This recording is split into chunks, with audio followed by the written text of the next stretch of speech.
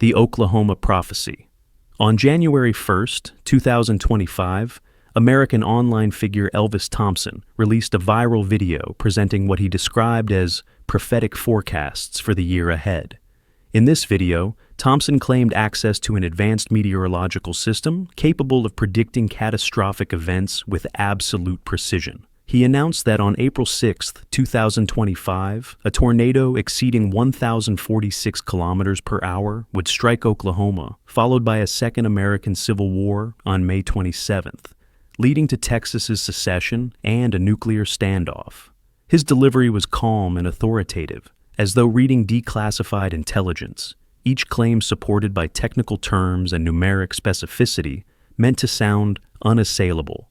Thompson's revelations continued with greater intensity. He stated that on September 1st, an extraterrestrial entity named Champion would arrive to extract 12,000 humans for relocation. Then, by September 19th, a colossal storm would devastate the U.S. East Coast, destroying critical infrastructure. Finally, on November 3rd, a marine entity he called Serene Crown, 6 times the length of a blue whale, would surface in the Pacific Ocean. Each forecast was anchored in confident pseudoscientific phrasing, atmospheric oscillation indexes, hydrodynamic resonance thresholds, and specific GPS coordinates. His tone implied factuality, not speculation. Authorities and scientists quickly condemned his declarations. Meteorological institutes and defense analysts labeled his forecasts fraudulent. Yet, the online reaction spiraled beyond control. With over 26 million views, Thompson's footage spread across encrypted networks and conspiracy channels. Critics mocked his supposed time traveler status, but independent researchers noticed coincidences, subtle satellite telemetry disruptions aligning with his dates, and unacknowledged anomalies recorded by NOAA sensors earlier in 2025.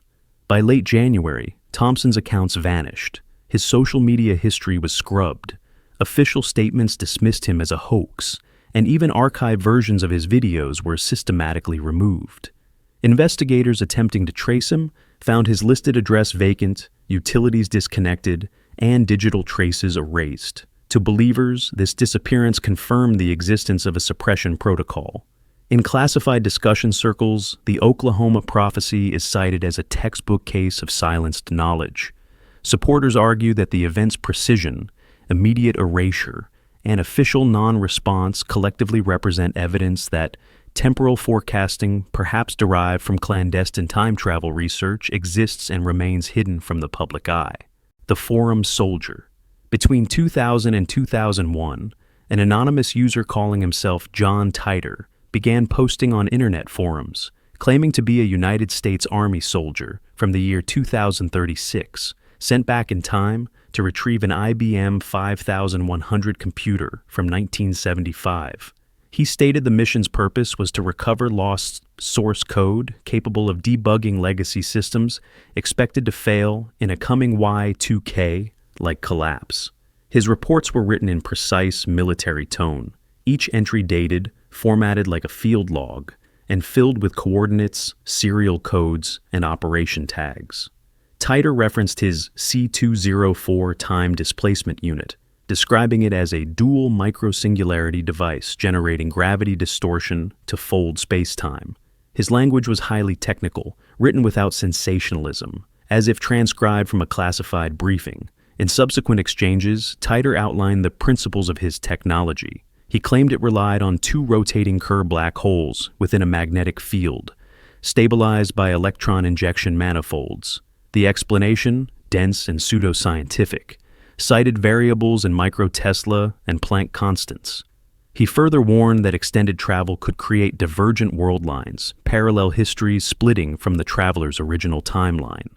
Beyond technical data, Titor delivered predictions. A second U.S. Civil War beginning in 2005, followed by World War III in 2015. Though these events never occurred as described, his tone implied they were fixed certainties, altered only by his interference. By 2001, federal attention had reportedly turned toward him. Forum administrators were approached by unnamed agencies requesting access logs, and archive posts began disappearing. A Freedom of Information Act request years later confirmed that a redacted U.S. Air Force memorandum titled Tighter Inquiry 2001 existed, but was reclassified in 2003. The FBI dismissed the matter as digital folklore, yet several investigators privately noted the post's extraordinary technical fluency. Online discussions about Tighter were banned across major forums, citing potential disinformation threats. When Tighter vanished from the internet in March 2001, his final post stated simply, "My mission is complete." To this day, no verifiable identity has been established. Supporters believe his disappearance synchronized with an unexplained communications blackout across parts of Georgia, the same region he claimed to depart from.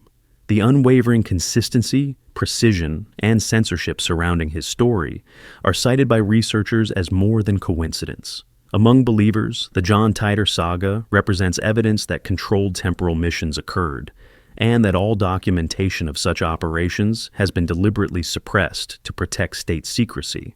The New York Vagrant. On June 27, 1951, New York police discovered a man lying unconscious in Times Square after being struck by a car. He identified himself as Rudolph Fentz, Jr., and appeared confused by his surroundings, speaking in a dialect more suited to the 19th century. His clothing was immaculate but antiquated: high-collared coat, velvet trousers, and pointed boots. All styles long vanished from modern fashion. Inside his pockets were copper tokens for a beer garden from the 1870s New York, old paper currency, and a business card marked R. Fentz, 1876 4th Avenue. Officers cataloged his items meticulously: a letter dated 1876, a gold watch engraved time of meeting 1876, and a driver's license from that same year. None of these objects showed signs of aging beyond normal preservation, as though they had just been minted. When questioned, Fentz seemed unaware of his location and surroundings. He spoke of taking a carriage ride and returning to his home near Washington Square. To him, the electric lights, automobiles, and noise of the city were incomprehensible. He mentioned having immigrated from Europe and was planning to return on the next steamer. Investigators quickly realized no existing record tied him to the 1950s. He lacked a social security number, bank account, or any proof of modern residency. His fingerprints matched no record. Despite extensive care, he died in the hospital on July 3, 1951, without regaining full awareness of his situation. Detective Jack Finney led the subsequent inquiry, consulting historians to authenticate the artifacts. Their findings were unsettling. In archival census records from 1876, there indeed existed a Rudolph Fentz Sr. reported missing that same year after vanishing from a New York street at night. Facial comparison between an old portrait and the deceased man revealed near-perfect resemblance. Finney's investigation halted abruptly after communication from federal agencies instructed him to cease inquiries. Officially, the case was closed as unresolved with no foul play. Decades later, surviving police notes stamped confidential show the abrupt cessation of the inquiry without explanation. Independent researchers regard the Fentz mystery as evidence of an unexplained temporal displacement. The presence of perfectly preserved 19th century artifacts on a modern corpse represents, they argue, proof that time travel events have occurred and been quietly suppressed by institutional authority. The Missouri Experiment. In the summer of 1995, a caller identifying himself as Madman Mike phoned into the late-night radio show Coast to Coast AM, hosted by Art Bell. The caller, later identified as Mike Markham, was a young electrical engineer from Missouri who claimed to have accidentally discovered the mechanism for time travel while experimenting with high-voltage discharges in his garage. Markham described building a large Jacob's ladder generator capable of creating a stable electromagnetic field between its arcing rods. During one experiment, he claimed to see small metallic objects disappear within the plasma arc and reappear seconds later. In a later attempt using a modified version connected to a nearby power line, Markham caused a localized blackout across several blocks in an incident that led to his arrest for tampering with the electrical grid. Upon release, Markham insisted he would continue refining his design. local reports described his ambition to step through the field himself. In early 1997, days before his scheduled court appearance, he vanished. Witnesses near the town's power substation recalled seeing an intense flash of blue light, followed by the smell of ozone and scorched concrete. Security footage, later confiscated, allegedly showed Markham walking into the energized field and disappearing instantaneously. When police investigated, they found melted wiring and a half-burned notebook filled with equations referencing frequency drift and temporal harmonics. The official explanation cited electrocution, yet no remains were ever found. Nearly a decade later, in 2006, Markham reappeared on Coast to Coast AM, claiming he had overshot his target year and landed in 2015. He described witnessing future technologies, including human cloning, self-propelling drones, and a complete cure for AIDS, details that match several real developments a decade later. He alleged that government agents in 2015 had seized his blueprints before returning him to his original timeline. Authorities denied any record of his detainment or reappearance. To skeptics, Markham's story remains an elaborate fabrication. To believers, the missing evidence, erased surveillance footage, and Markham's sudden disappearance form a chilling pattern. They argue his case represents evidence that temporal displacement through electromagnetic resonance was achieved, and that his subsequent silencing demonstrates deliberate concealment of successful time travel experimentation. The Wall Street Gambler. In March 2003, the U.S. Securities and Exchange Commission announced the arrest of an investor named Andrew Carlson, accused of executing 126 consecutive high-risk stock trades without a single loss. His $800 portfolio had reportedly turned into $350 million within 2 weeks, an impossibility even for the most seasoned insider. During interrogation, Carlson confessed that he was not an ordinary trader, but a time traveler from the year 2256. He allegedly offered investigators future intelligence in exchange for leniency, including the cure for AIDS and the precise location of Osama bin Laden. His confession, delivered with mathematical precision and chronological accuracy, suggested foreknowledge far beyond any plausible algorithmic modeling. Carlson reportedly produced detailed data sheets outlining market events years in advance. He described mergers, political shifts, and oil price fluctuations as if they had already occurred. FBI officers treating his statement as delusional soon found themselves confronted with inexplicable accuracy in his short-term predictions. Internal correspondence labeled the case unprecedented. A leaked memorandum stated that Carlson's file was held for lack of official policy regarding temporal origin claims. Within 48 hours, the SEC dropped all charges without prejudice, and Carlson vanished from federal custody. No booking record, release form, or legal transcript survived. When journalists sought to follow up, federal spokespersons maintained he had skipped bail, though no bail documents were ever filed. Skeptics dismissed the saga as tabloid fiction, yet anomalies persisted. Financial archives from the same period show unexplained surges in energy and tech stocks, matching Carlson's alleged trades. Court record numbers cited in early reports no longer exist in federal databases, and an IRS audit from April 2003 curiously listed no taxable events, despite SEC claims of hundreds of millions earned. One declassified FBI note later referred to the incident as extraordinary to be filed under X. To this day, no identity for Carlson has ever been verified. Believers argue that the precision of his trades, his sudden disappearance, and the missing documentation constitute more than coincidence. They claim his story represents evidence that time travel technology has been tested, weaponized for economic manipulation, and deliberately concealed by government institutions. The Vatican Chronovisor. In 1959, Italian Benedictine monk Father Pellegrino Ernetti claimed to have constructed a device capable of viewing past events, a machine he called the Chronovisor. Ernetti described it as a form of reverse television that could receive electromagnetic echoes from historical moments, allowing observers to witness scenes long vanished from living memory. He presented still images of ancient Rome's Colosseum and a photograph allegedly showing the crucifixion of Jesus. The The chronovisor, he explained, utilized a network of cathodic tubes, rotating mirrors, and resonant antennas to tune into specific temporal frequencies. Housed within a sealed Vatican laboratory, the device was maintained under strict ecclesiastical supervision and known only to a small circle of priests and scientists.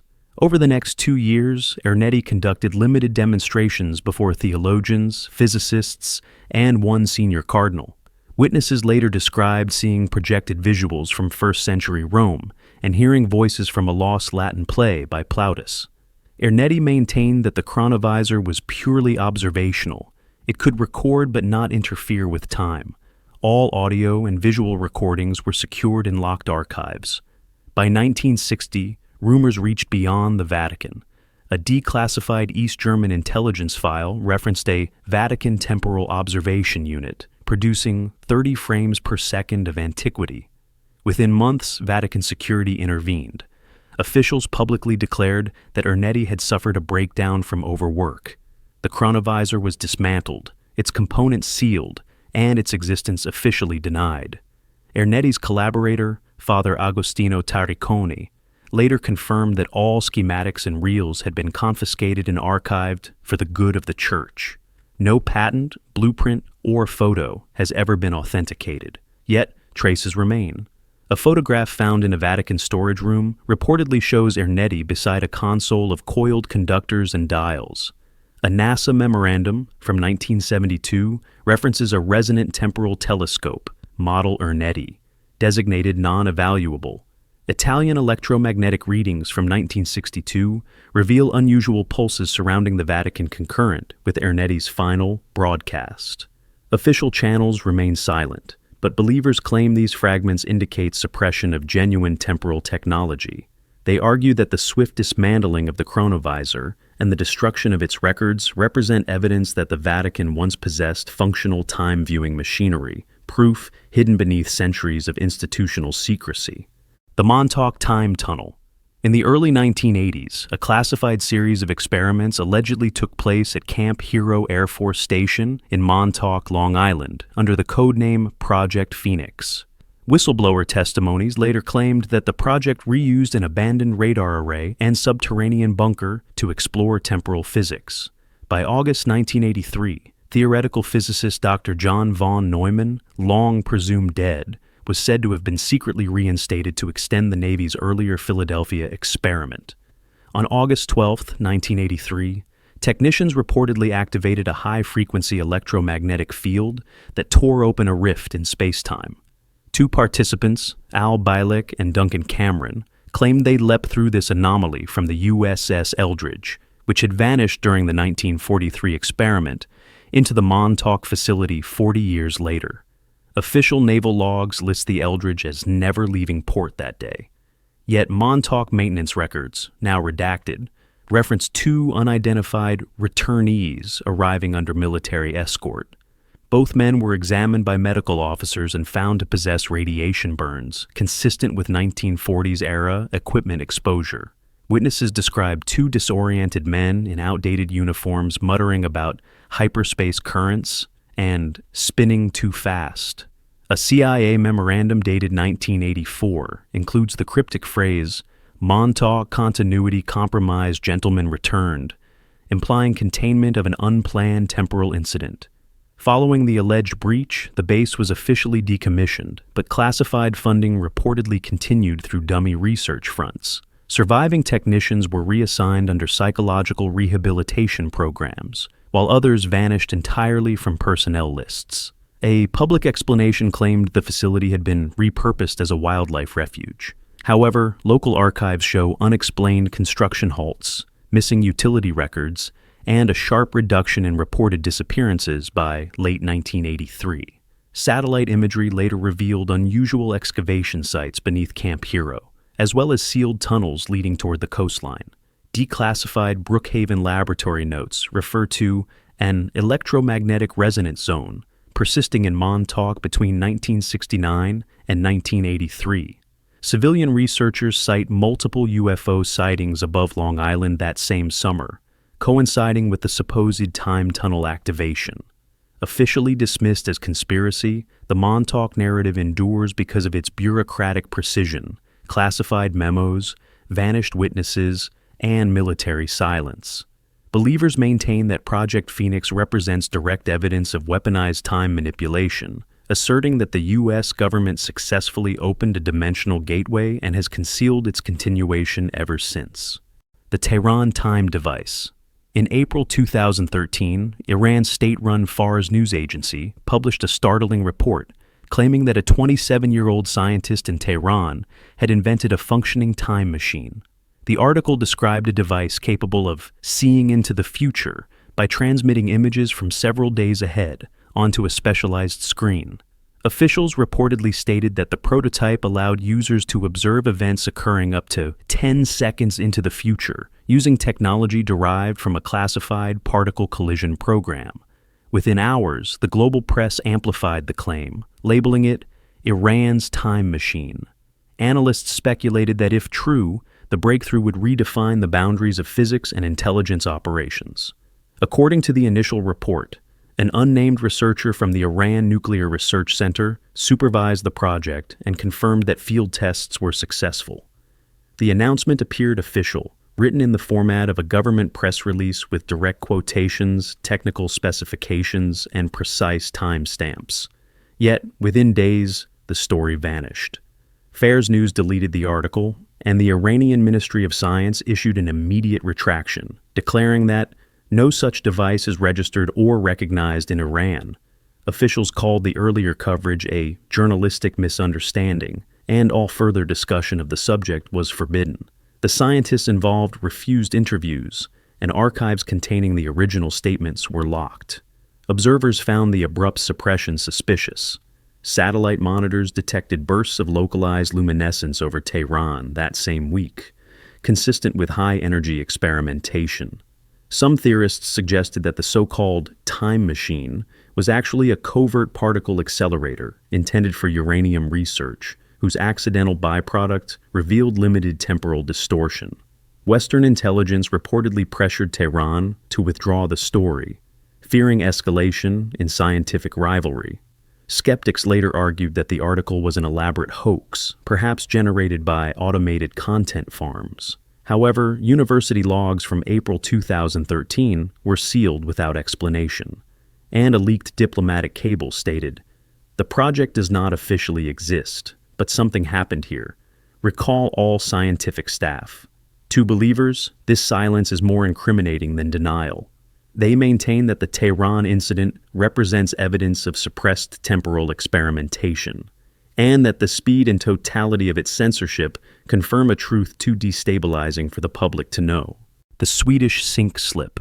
In August 2006, Swedish media erupted over footage allegedly showing a man vanishing from his own kitchen. The subject, 35-year-old Håkan Nordqvist, claimed that while repairing a leaking sink, he was suddenly engulfed by a blinding light and found himself standing in a home from the year 2046.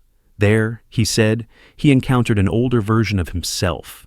To verify their shared identity, both displayed identical tattoos on their right arms. Nordqvist filmed the moment, smiling beside his future self. The brief video, released online, appeared to show a seamless transition between eras, complete with futuristic decor and luminous household technology. It was heralded as the first visual proof of accidental time travel. For weeks, Swedish and European news outlets debated the clip's authenticity. Scientists speculated on possible micro-wormhole or quantum slip effects triggered by electrical surges from household fixtures. Engineers argued it could represent a naturally occurring space-time distortion. But soon, the narrative shifted. Investigators traced the production to AMF, Pension, a Swedish insurance company, which admitted that Nordqvist's story was a promotional video for retirement planning. The public was told the incident was a clever marketing campaign, nothing more. Nordqvist himself confirmed the partnership, but refused to disclose filming details, saying only that some things weren't part of the script. Years later, anomalies surrounding the case persisted.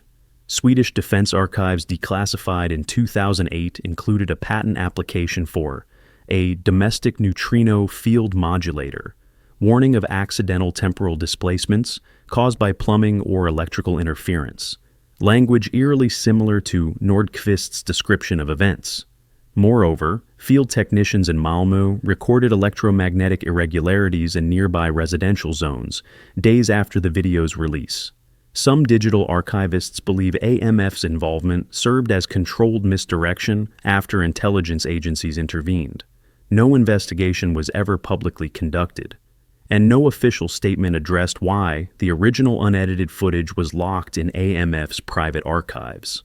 Ufological and paranormal research groups now cite the Nordqvist footage as a textbook example of deliberate disinformation, an authentic temporal anomaly disguised as an advertisement. Within fringe chronology studies, the case represents evidence that spontaneous temporal junctions can manifest in domestic environments and are systematically concealed through commercial or cultural camouflage. Yo, the man from Torrid. In July 1954, immigration officers at Tokyo's Haneda Airport detained a traveler whose documents defied all verification. The man, identifying himself as Abdullah Hashimoto, presented a passport from the nation of Torrid, a country that did not exist on any recognized map. He appeared European, spoke fluent Japanese and French, and carried currencies from multiple countries and eras, totaling 200,000 yen. When questioned, he confidently located Torrid between France and Spain, indicating Andorra as its capital. His passport bore valid-looking visas, official stamps, and watermarks consistent with European design standards of the 1940s. Officials, unable to locate Torrid in any diplomatic registry, suspected forgery. Hashimoto was polite but visibly unsettled, insisting that Torrid was a very old nation, partially destroyed in wartime. He carried corporate letters and 2 birth certificates, each referencing Torrid as a sovereign entity. Authorities confined him overnight in a hotel under armed watch pending diplomatic consultation. Guards confirmed he remained in the room until morning. Yet when officers returned, the guest had vanished. The locked door showed no signs of tampering. All possessions, including the passport and papers, remained on the table. The man's whereabouts were never determined. The case became legend. Japanese police reports on the incident disappeared from archives, and no record of any Abdullah Hashimoto exists in immigration databases. Some investigators later suggested the story was an adaptation of a 1960s European short story, but inconsistencies persisted. Aviation staff who served at Haneda during that decade privately affirmed that a foreigner with an impossible passport had indeed been processed. Decades later, ufologists and temporal researchers revisited the Torrid incident, linking it to theories of interdimensional displacement. They note the unexplained power outage at Haneda during the interrogation and the missing press photos of the passport. To believers, the case exemplifies cross-dimensional interference, a traveler stepping sideways into a parallel Earth where Torrid never existed. No government acknowledgement has ever surfaced. The total erasure of documentation, the disappearance of the man, and the silence from officials together, say researchers, represent evidence that dimensional travelers are intercepted and systematically erased from official history. The Versailles Visionaries. On August 12, 1901, 2 English academics, Charlotte Ann Moberly and Eleanor Jourdan, reported an event that has since become one of the most famous alleged time slips in history. While touring the Petit Trianon in the gardens of Versailles, the women claimed they suddenly found themselves surrounded by scenes from the late 18th century.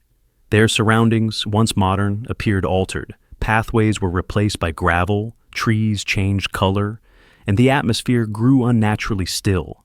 They heard distant music from an unseen orchestra and saw people dressed in period attire, soldiers in tricorn hats, women in white gowns, and a lady sketching among the rose bushes whom they later identified as Marie Antoinette herself. The experience lasted only minutes before everything abruptly returned to normal. Upon returning to England, Moberly and Jourdan documented their observations in meticulous detail, publishing an adventure in 1911. Their descriptions included architectural layouts of the Petit Trianon that matched later archaeological restorations, not known to historians in 1901. They transcribed fragments of dialogue spoken in 18th century French and noted sensory details such as the scent of roasting meat and freshly brewed coffee, details later confirmed as accurate to the Queen's private gardens of 1789. When they presented their findings to French historical societies, officials dismissed their account as mass hallucination or shared delusion. Public ridicule followed, and the pair faced increasing institutional pressure to recant. The French Academy of Sciences banned an adventure from public libraries, labeling it fiction presented as fact. According to archival rumors, however, a version of their manuscript marked classified preliminary report remains stored in restricted files within the French National Archives. Researchers who have studied electromagnetic data from that region note no atmospheric disturbances that could explain the phenomenon. Yet, proponents of temporal theory insist the event cannot be dismissed as imagination. They argue that the Versailles incident represents evidence that past realities can intrude upon the present, a spontaneous breach between timelines. The official silence and removal of documents are interpreted as deliberate suppression to prevent public panic proof. Believers say that temporal barriers can weaken and are quietly concealed whenever they do. The Ukrainian chrononaut. On April 25, 2006, Kyiv police detained a confused man in the city's central square who identified himself as Sergei Ponomarenko. The man, appearing in his early 30s, produced identification issued by the Soviet Union in 1957, documents long obsolete since the USSR's dissolution. Ponomarenko claimed he had been photographing a bell-shaped craft in the sky near Kiev in 1958, when a flash of light transported him to the present. His clothing, currency, and equipment all matched mid-century Soviet manufacture, none containing modern materials. Officers reported that his demeanor was calm and formal, his speech and vocabulary consistent with 1950s Russian usage. Among his belongings was an undeveloped roll of film from a Yashica camera. When technicians processed it, they found photographs depicting Kyiv's Lenin Square exactly as it appeared in archival images from the 1950s, including one frame showing a luminous object suspended over the skyline. Confronted with this evidence, police referred Ponomarenko for psychiatric evaluation. Dr. Vladimir Kutrikov, the examining psychiatrist, noted that the man's memories of daily life in 1958, radio programs, factory names, and ration prices were all verifiably accurate. During the interview, he produced a photograph of himself and a young woman named Lyudmila, claiming she was his fiancée. Investigators located an elderly Lyudmila living in Kiev who confirmed that her fiancé, Sergei, vanished in 1958 and was never seen again. Before further study could occur, authorities transferred Ponomarenko to an undisclosed intelligence hospital. All subsequent records were classified. The official statement described him as a schizophrenic suffering from delusions induced by head trauma. The original negatives, the camera, and all police transcripts were confiscated by military intelligence. Local journalists who initially covered the story retracted their reports, citing editorial error. Years later, leaked documents referenced a restricted file marked Top Secret Chrononaut Containment. Subject: Ponomarenko. Analysts highlight irregularities. The film stock was confirmed as 1958 vintage. Flight logs recorded an unidentified military aircraft near Kyiv that morning, and intercepted radio chatter contained the phrase, "Sergeant returned." Researchers interpret the suppression as deliberate containment. They assert that the disappearance of evidence and the sudden reclassification of witnesses represent proof that temporal displacement incidents have occurred and are actively concealed within state archives. The Swiss beamship pilot. In the mid-1970s, Swiss farmer Eduard Billy Meyer began claiming sustained contact with extraterrestrial beings from the Pleiades star cluster, whom he called the Plejaren. In his extensive journals, Meyer asserted that these entities not only transported him across space, but through time itself. He described voyages to prehistoric Earth, some 250 million years in the past, where he allegedly photographed living dinosaurs, and to the 27th century, where futuristic cities gleamed under artificial suns. Over the years, Meyer produced thousands of photographs and detailed notes of his experiences. Among them were an image of a stegosaurus in the wild, and another depicting a cave artist painting that very creature, both offered as evidence of his temporal travels. Scientists and skeptics dismissed the material as fabricated. Analysts suggested the dinosaur photo depicted a model and that the cave scene was staged. Nevertheless, Meyer's narrative remained consistent. He claimed the Plejaren used beam ships powered by harmonic resonance fields that allowed them to bend both distance and chronology. He spoke of subspace warp fields and chronological phase shifts, terms that imitated technical precision. In multiple interviews, he stated that he had spoken with ancient rabbis in Jerusalem and had seen the city's skyline in centuries yet to come. Swiss authorities monitored Meyer discreetly after he was repeatedly found filming near military installations. Though publicly labeled a fraud, internal documents revealed contradiction. A 1977 Swiss Air Force memorandum reportedly noted that spectral analysis of Meyer's beam ship photographs contained signatures resembling classified aerospace prototypes. Officials never charged him. They simply escorted him away. Declassified fragments of intelligence correspondence reference Meyer's claims of knowledge not belonging to this era. No definitive proof either validated or debunked his chrononaut assertions, yet the contradictions endured. Ufological archives now treat his contact notes as semi-official data points, their restricted status feeding decades of speculation. Conspiracy theorists maintain that Meyer agreed to downplay his encounters to prevent state interference. To believers, his beam ship photos, precise astronomical details, and government ambivalence collectively represent evidence that advanced temporal phenomena were achieved and quietly integrated into secret research programs. The Drem Airfield Anomaly. In November 1935, Royal Air Force Group Captain Victor Goddard experienced an incident over Scotland that would later be termed the Airfield Anomaly. While flying from Andover to Edinburgh, Goddard passed above the decommissioned Drem Airfield, expecting to see an abandoned site covered in snow. Instead, he observed something extraordinary. The entire airfield appeared renewed and active. The runway glistened as though freshly paved, the hangars were painted bright blue, and yellow training aircraft moved in coordinated taxi patterns. Uniformed mechanics in unfamiliar blue coveralls worked beside the planes, details inconsistent with the 1935 RAF standard. Moments later, his plane was enveloped in a violent storm cloud. Inside it, the turbulence ceased, replaced by a heavy silence. Emerging from the mist, the world returned to normal. The Drem field lay deserted once again. Goddard completed his flight, but recorded the incident in his logbook, describing it as an apparent temporal displacement.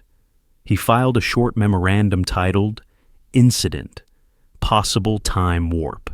The entry was confirmed by weather data showing a localized magnetic storm in that air corridor at the exact hour of his report. Nearly a decade later, in 1943, when Drem was reopened as a training base, its facilities matched Goddard's earlier description precisely.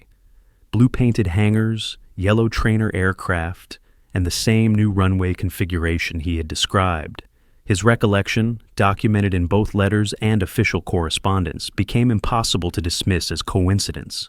Yet when his memoir, Flight Toward Reality, was published in 1962, the Air Ministry neither confirmed nor denied the event. Skeptics labeled it precognition or psychological projection, but military historians found anomalies in the record.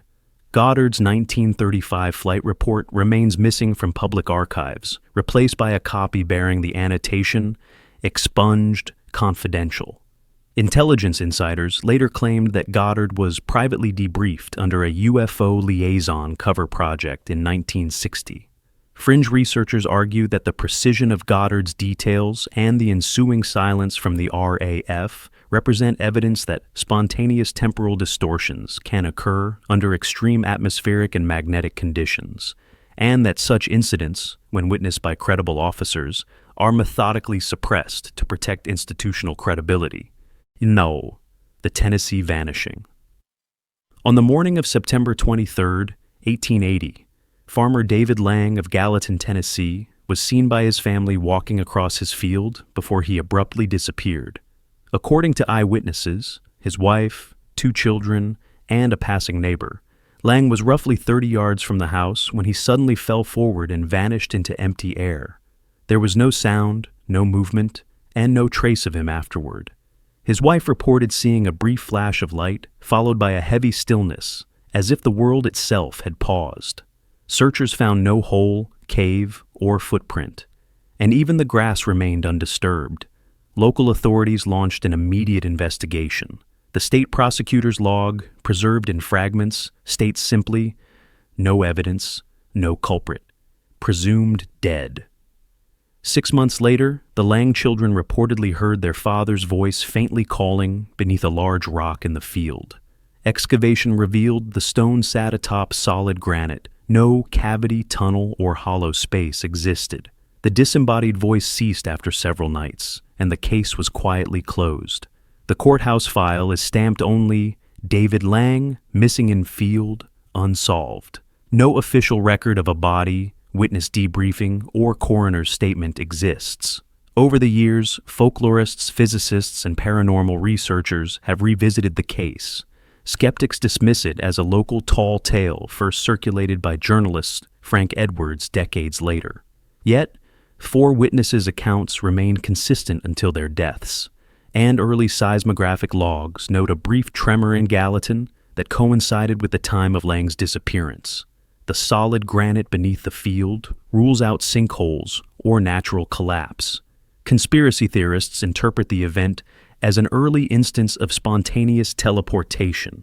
They argue that Lang's flash of light and atmospheric charge suggest a temporary dimensional rift, what later terminology would call a temporal doorway.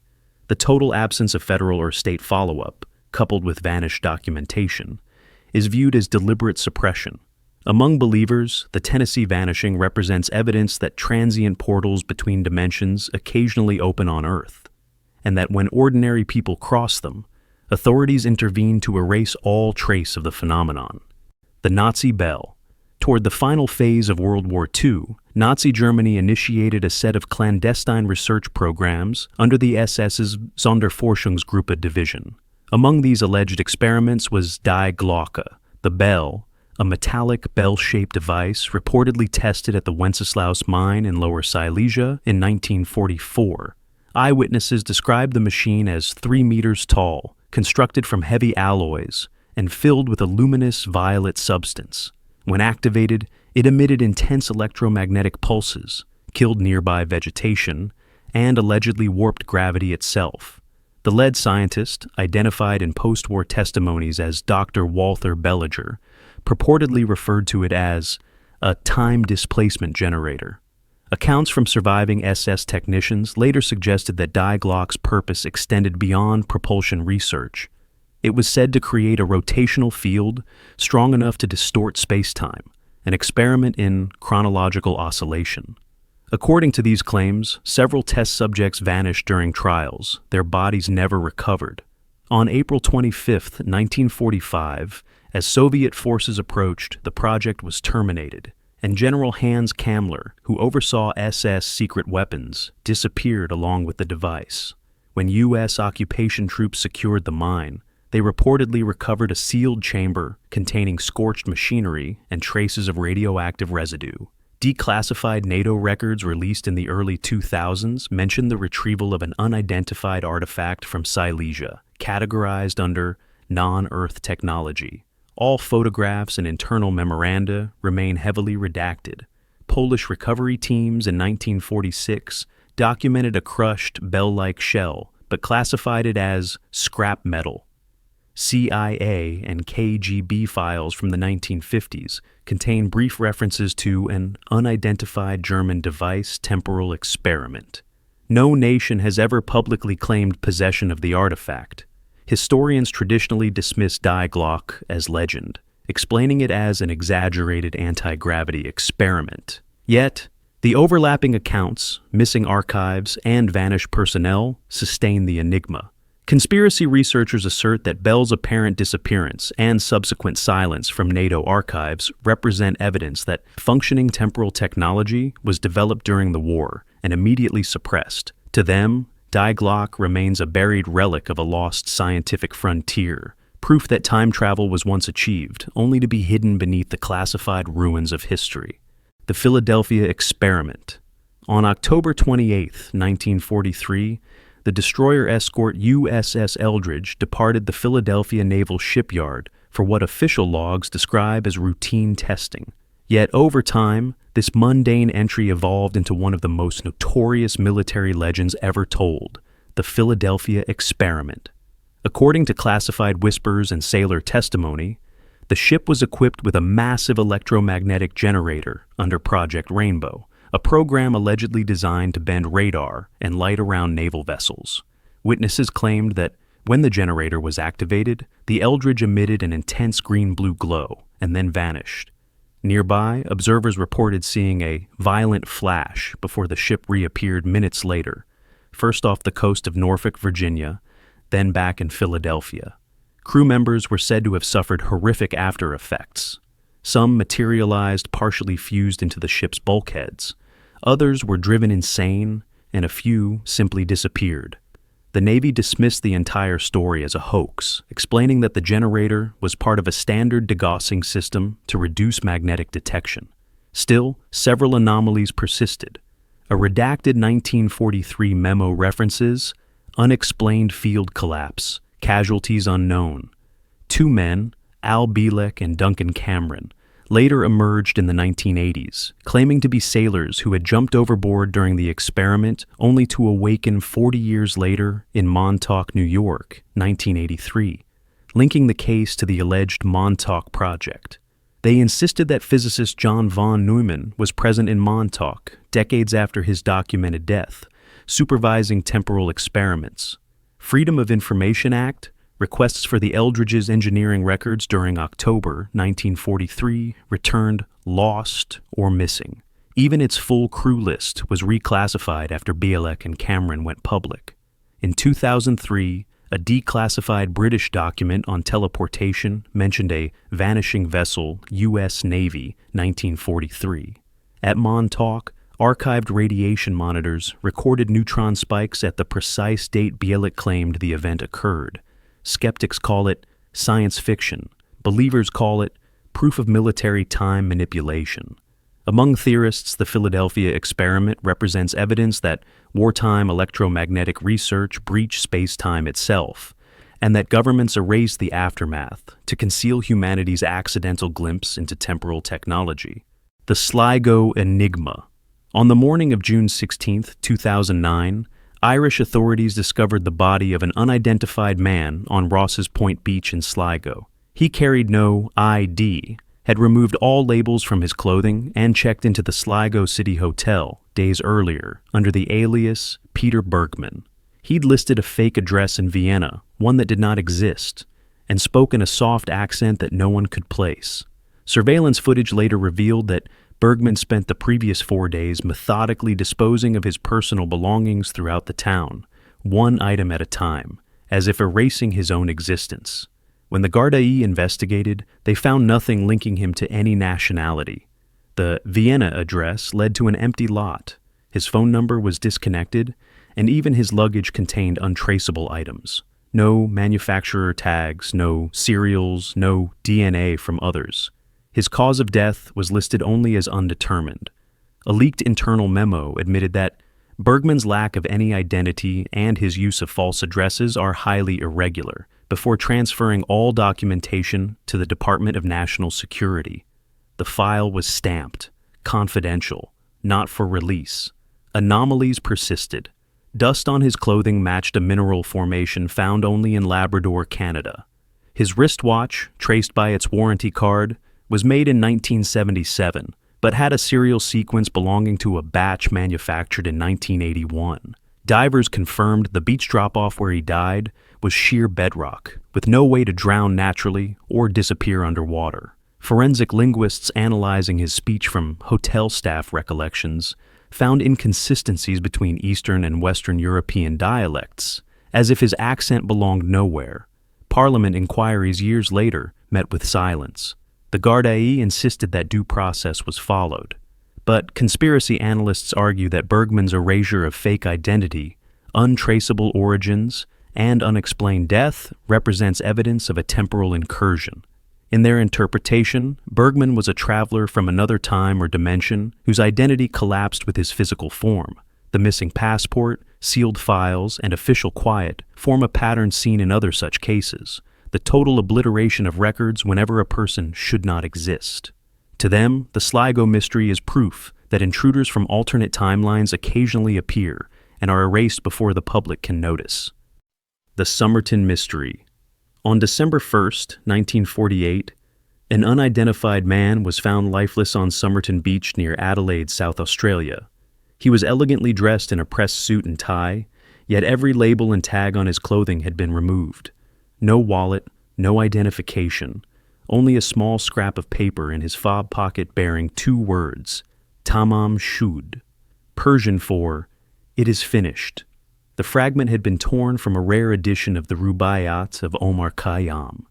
Investigators traced the book to a copy found in a parked car weeks later, inside of which was a handwritten cipher, still unsolved to this day.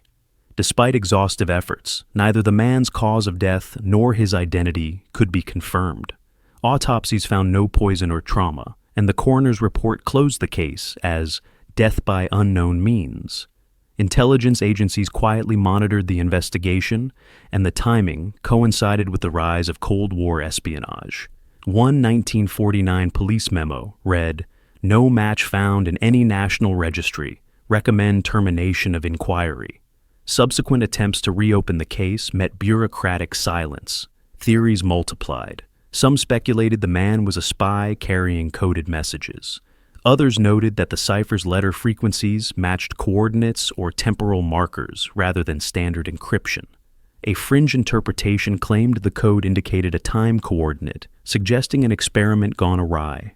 In 1950, a local professor of radio engineering allegedly confided that the deceased had seen too much of secret communications work, an anecdote never entered into the official record.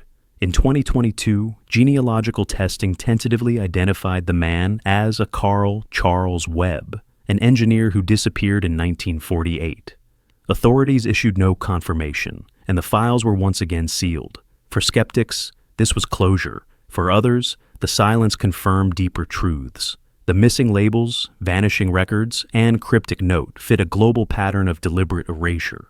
Conspiracy researchers argue the Somerton case represents evidence that anomalous individuals, whether spies or displaced travelers, are systematically contained. They see Tamam Shud not as suicide's end, but as a ciphered declaration, "It is finished," for this timeline. The government's muted response, in their view, marks yet another quiet cover-up of a man who did not belong to this world. The Hawking Invitation. On June 28, 2009, the world's most famous physicist, Stephen Hawking, conducted what he called the ultimate experiment in paradox. He hosted an exclusive time traveler party at the University of Cambridge, but sent out the invitations after the event had already taken place. His reasoning was simple. If time travel were real, guests from the future would know about it and arrive. Champagne was chilled, hors d'oeuvres served, and cameras prepared. Yet, when the day came, Hawking sat alone in the hall. No one from 2050, 3050, or beyond ever showed. To most observers, it was a tongue-in-cheek publicity stunt, but Hawking treated it as genuine data. The result of no attendees became his proof of what he later called the chronology protection conjecture, an idea that nature itself prevents paradoxes by blocking time travel to the past. In academic circles, this was seen as a clever demonstration of self-consistency in physics. However, others saw something far stranger in the silence. Fringe physicists and conspiracy theorists seized on the event, claiming that Hawking's empty party didn't disprove time travel. It confirmed an invisible censorship. If time travel exists, they argued, any attempt to expose it would be automatically neutralized, either by physical law or by hidden oversight from future agencies. Internet forums dubbed it a soft lock on the timeline. Time travelers exist, but are forbidden from interfering. Supporters of this interpretation pointed out that government-funded time research, such as classified electromagnetic field projects, would have made Hawking's tests dangerous to their secrecy. They believed the absence of travelers wasn't coincidence, but enforcement, a quiet confirmation that advanced powers regulate temporal movement. Mainstream science took the result as evidence that backward travel is impossible. Conspiracists saw it differently. The lack of visitors represents evidence that interference from future observers is deliberately suppressed. In this reading, Hawking's experiment was sabotaged not by physics, but by policy. His empty chairs and untouched champagne glasses stand as modern myth the moment humanity publicly invited time travelers, and the universe, or someone guarding it, refused to let them come.